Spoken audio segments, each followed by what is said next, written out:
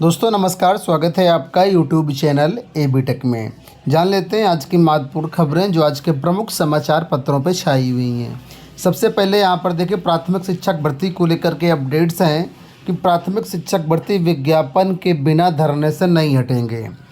प्राथमिक शिक्षक भर्ती की मांग को लेकर के डिप्लोमा इन एलिमेंट्री एजुकेशन यानी डीएलएड प्रशिक्षित छात्रों का शिक्षा सेवा चयन आयोग के बाद 11वें दिन भी शनिवार को भी धरना जारी रहा।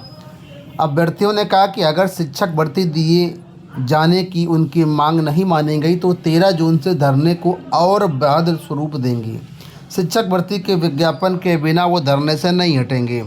वर्ष 2018 के बाद से प्राथमिक शिक्षक भर्ती नहीं आई है। लाखों ऐसे डीएलएड छात्र हैं जो परेशान हैं और छात्र लगातार ये मांग कर रहे हैं कि हमको लिखित आश्वासन चाहिए। ठीक है, तो कुल मिलाकर के प्राथमिक शिक्षक भर्ती में अब विज्ञापन की लड़ाई आर पार की शुरू हो गई है। छात्र अपनी जिद पड़े अड़े हैं कि हमको प्राथमिक शिक्षक भर्ती का विज्ञापन चाहिए, लिखित आश्वासन चाहिए, लेकिन सरकार और आयोग जानबूझ करके कोई भी इसमें आगे बात नहीं बढ़ पा रही है। छात्रों ने 13 जून को महाधरने का फिर से ऐलान किया गया है। अभी हाल ही में 6 जून को महाधरना किया गया था। अब 13 जून को जो है एक बार फिर से महाधरना किया जाएगा। तो आने वाले टाइम पर जो कुछ भी अपडेट्स होंगी चैनल के माध्यम से आप तक पहुंचा देंगे। चलिए बढ़ते हम लोग आगे। यहाँ देखिए, माध्यमिक विद्यालयों में ट्रांसफ़र को लेकर के अपडेट्स है कि माध्यमिक विद्यालयों के लिए शासनादेश जारी। एडेड विद्यालयों में अब ऑनलाइन तबादला भी। प्रदेश के एडेड माध्यमिक विद्यालयों में ऑनलाइन तबादले का शासनादेश शनिवार को जारी कर दिया है। इसके तहत 8 महत्वाकांक्षी जिलों में परस्पर तबादले ही होंगे। शासन की ओर से विशेष सचिव कृष्ण कुमार गुप्त ने महानिदेशक स्कूल शिक्षा को एडेड माध्यमिक विद्यालयों में शिक्षकों का ऑनलाइन तबादला करने का आदेश जारी किया है। यह पहली बार है कि जब एडेड माध्यमिक विद्यालयों के शिक्षकों को ऑनलाइन तबादले का अवसर मिलेगा। वहीं 8 महत्वाकांक्षी जिलों में परस्पर तबादले ही होंगे। 8 जो ज़िले हैं उसमें से सोनभद्र, चंदौली, बहराइच, श्रावस्ती, बलरामपुर, फतेहपुर, चित्रकूट और सिद्धार्थनगर। जारी आदेश में ऑनलाइन तबादले के लिए मानक भी तय किए गए हैं। इसके बारे में ऑलरेडी हमने आपको बता दिया था कि जो गुणांक है उन्हीं गुणांक के आधार पर आपकी मेरिट बनाई जाएगी और उसी के अनुरूप जो है आपका जो है तबादला होगा। आपको बता दें, जो तबादला आदेश कल जारी किया गया है उसमें ऑफलाइन ट्रांसफ़र का भी जिक्र किया गया है कि जो फाइलें शिक्षा निदेशालय पहुंच चुकी हैं उन फाइलों की जांच पड़ताल करके उनका भी ट्रांसफ़र किया जाए। इसके अलावा नए सिरे से ऑनलाइन आवेदन भी लिए जाएं। मतलब दोनों तरीके से ट्रांसफ़र इस साल किए जाएंगे। तो बहुत सारे छात्र जो शिक्षक थे उनका इंतज़ार कर रहे थे। कुल मिलाकर के इसकी प्रक्रिया जल्द ही शुरू होने वाली है। और यहाँ पर देखिए लिखा है, स्थानांतरण को मिले रिक्त 20,000 पदों का विकल्प।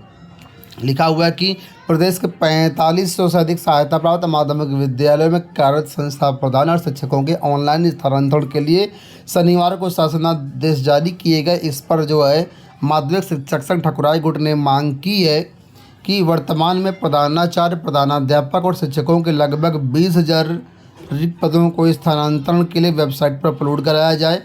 प्रदेश मंत्री लालमणि द्विवेदी का कहना है कि किसी भी शिक्षक के ऑनलाइन आवेदन को बीच में न रोका जाए और स्थानांतरण के लिए पात्रता का अंतिम निर्णय निदेशालय पर ही लिया जाए। एनओसी की बाध्यता को समाप्त किए जाने अथवा प्रबंधकों के स्तर से एनओसी देने मनमानी के बजाय उनको जारी करने का मापदंड निर्धारित किया जाए। तो इसमें भी ऑनलाइन प्रक्रिया में भी मैनेजर से आपको एप्लीकेशन फॉरवर्ड कराना होता है जो एक प्रकार का एनओसी ही है। तो ये सारी चीज़ें समाप्त तो होनी चाहिए और ज़्यादा से ज़्यादा रिक्त पदों का दियाचन मिले ताकि ज़्यादा से ज़्यादा शिक्षकों का यहाँ पर ट्रांसफ़र हो पाए।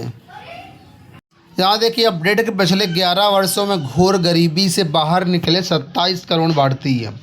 विश्व बैंक ने जारी की रिपोर्ट, दूरदर्शी मोदी सरकार के लिए महत्वपूर्ण उपलब्धि।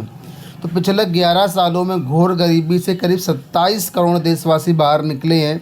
अत्यधिक गरीबी दर 2011-12 में 27.1% से घट करके 2022-23 में सिर्फ 5.3% रह गई है।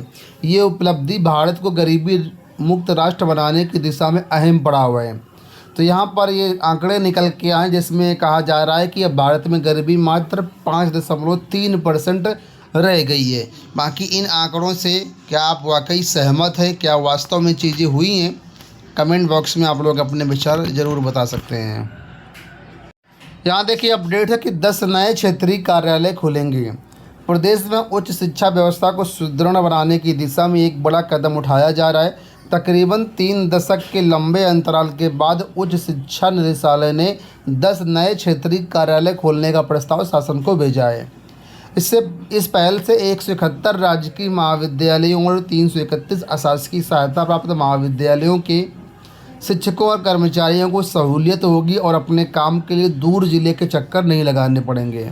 वर्तमान में केवल 8 मंडल मुख्यालयों वाले जिलों लखनऊ, गोरखपुर, वाराणसी, कानपुर, झांसी, आगरा, मेरठ और बरेली में क्षेत्रीय उच्च शिक्षा अधिकारी कार्यालय संचालित हैं।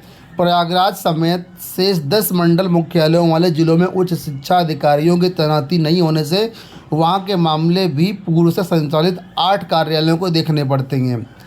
तो यहाँ पर कुल मिलाकर के अब 10 नए क्षेत्रीय कार्यालय खुलेंगे जिससे शिक्षकों को और सभी को जो है यहाँ पर सहूलियत होगी। यहाँ देखिए अपडेट है कि क्षमता के अनुरूप सही विषय का चयन कर सकेंगे यूपी बोर्ड के छात्र। उत्तर प्रदेश बोर्ड से पढ़ाई करने वाले कक्षा 9 से 12वीं तक के विद्यार्थी अपने क्षमता और रुचियों के अनुरूप विषयों का चयन कर सकेंगे। इसके लिए SCERT को प्रस्ताव भेजा गया है, जिसमें सभी बोर्ड के विद्यार्थियों के अभिक्षमता परीक्षण की व्यवस्था किए जाने की सिफारिश की गई है। तो कुल मिलाकर के अब कुछ बदलाव किए जाएंगे जिससे जो है विद्यार्थी अपनी क्षमता के अनुरूप सही विषयों का चयन कर सकेंगे। यूपी, पंजाब, हरियाणा समेत 5 राज्यों में चढ़ेगा पारा, लू चलेगी। दक्षिणी व पूर्वोत्तर राज्यों में 10 जून से फिर शुरू होगा बारिश का दौर।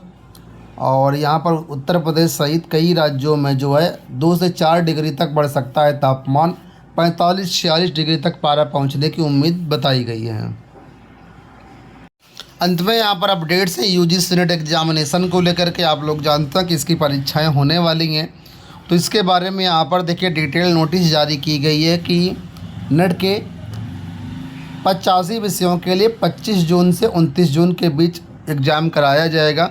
इसका विस्तृत ब्यौरा यहाँ पर देखिए अवेलेबल है। 25 जून को जिन विषयों की परीक्षा होगी उसमें यहाँ पर सभी सब्जेक्ट दिए गए हैं। इसके साथ ही 26 जून, 27 जून, 28 जून, 29 जून की परीक्षाएं हो रही हैं। तो आप लोग अपने इस शेड्यूल के अनुसार आप लोग अपनी परीक्षा की तैयारी करिए। अगर आपको टेस्ट सीरीज वगैरह चाहिए तो आप हमारे एप्लीकेशन एमबीटेक ऑनलाइन टेस्ट सीरीज से UGC नेट के सभी विषयों के टेस्ट सीरीज प्राप्त कर सकते हैं। उम्मीद करेंगे वीडियो आपको पसंद आया होगा। इसी तरह के वीडियोज़ के लिए चैनल को सब्सक्राइब कर लीजिए। मिलते हैं नेक्स्ट वीडियो में। इस वीडियो में इतना ही। धन्यवाद।